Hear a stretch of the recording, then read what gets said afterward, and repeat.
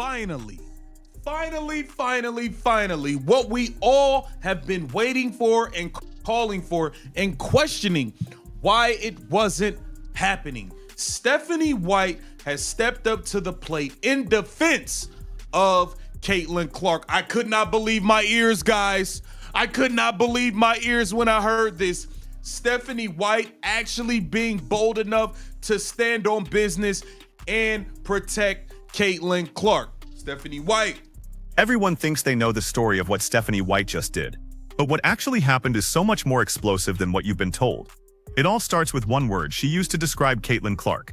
A word that didn't just defend her player but exposed the secret civil war tearing the WNBA apart from the inside. This isn't just about a coach's interview, it's the moment the entire power structure of the league was put on notice. And it is Stephanie White talking about Caitlin Clark being brought up in a lot of these conversations in CBA by other people and not her speaking herself. And I think this is a really interesting one. And it's clear from this answer, I've already listened to this, it's very clear from this answer that Stephanie White clearly and Caitlin Clark, there's clearly a level of person, like they clearly really like each other as people. The Indiana Fever's head coach, Stephanie White, gave an interview that was quiet, calm, and more devastating than any screaming match. Her exact words were, "I hate it all for Caitlin. She's a 23-year-old kid who loves to play this game, and she's a pawn in a lot of other people's games." That one word, pawn, was a tactical nuclear strike. She wasn't just talking about on-court rivalries. She was directly accusing everyone, other players, the media, and most importantly, the league's own leadership, of using a generational talent as a disposable shield for their own agendas. Stepping up to the plate, saying what it is, these people are using Caitlin Clark, they're disrespecting, and we can't allow it. This is the part that will blow your mind. Caitlin Clark has become the center of every single debate in women's basketball. Player salaries, TV ratings, charter flights, officiating bias. Yet she herself has remained almost completely silent. She's been systematically pulled into every controversy, made the face of every problem, without ever starting the fight. Stephanie White has watched her star player take the physical abuse on the court and the political hits off of it. And she just revealed that it's all part of a calculated game being played by powerful people. Every side is using Caitlin to push its own narrative, and White just blew the whistle on the entire operation. And then Caitlin Clark kind of getting brought into that, Caitlin Clark responding to it. What has been your overall assessment of that dialogue and as it relates to your star player?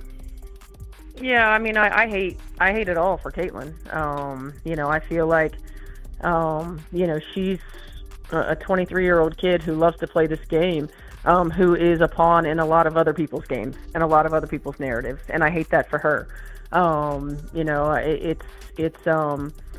We're coming into a time in the WNBA where we're kind of part of the growing pains of becoming quote unquote mainstream professional sport is some of this stuff. But here's where it gets really crazy. White's calculated attack wasn't just about protecting Caitlin. Her real target is WNBA Commissioner Cathy Engelbert. When White stated, "Leadership needs to reflect where we are as a league," she didn't need to say Engelbert's name. Everyone knew. For months, the league's leadership has been a black hole of competence. From Engelbert's tone-deaf comments about Caitlin's off-court earnings to dismissing player concerns, she has alienated nearly everyone. White's calm statement was the most polite yet brutal public execution of a commissioner's credibility you will ever witness. I do think that we are at a pivotal moment in terms of the league's history. And look, I was a part of the very first collective bargaining agreement of the WNBA where we wanted insurance all year long, to now where it is growing and players do deserve more. And leadership needs to reflect where we are as a league and also understand where we are as a league and where players' perspectives are coming from. And, we have coaches on the sidelines and Becky Hammond and myself, and of course Noah Quinn, who was in Seattle, who played in this league. This wasn't just one coach speaking out. This was the tipping point of a silent rebellion. A few weeks ago, Nafisa Collier went public with serious allegations against Engelbert's leadership. Then Sophie Cunningham called the commissioner the most delusional leader our league has ever seen. Becky Hammond has thrown non-stop shade at the officiating failures. Now, White, the calm, measured veteran, has joined the chorus. When the most respected voices in the room are all screaming the same thing, you don't have a few disgruntled employees. You have a full-blown crisis of leadership. The league's response to this growing mutiny has been nothing short of pathetic. When Collier's story broke, Engelbert released a robotic corporate statement that reeked of PR spin. She talks about being disheartened while her players are practically begging for competent management. From the outside, the WNBA looks like it's thriving, but behind closed doors, it's being run like a high school athletic department that just won the lottery and has no idea what to do with the money. The league is growing because of the players, not the people in the front office, and Stephanie White just exposed that uncomfortable truth. Here's the delicious irony in all this. The WNBA finally has the mainstream attention it has begged for decades, and its leadership is actively squandering it. They have millions of new fans, sold-out arenas, and unprecedented media coverage, all driven by the Caitlin Clark effect.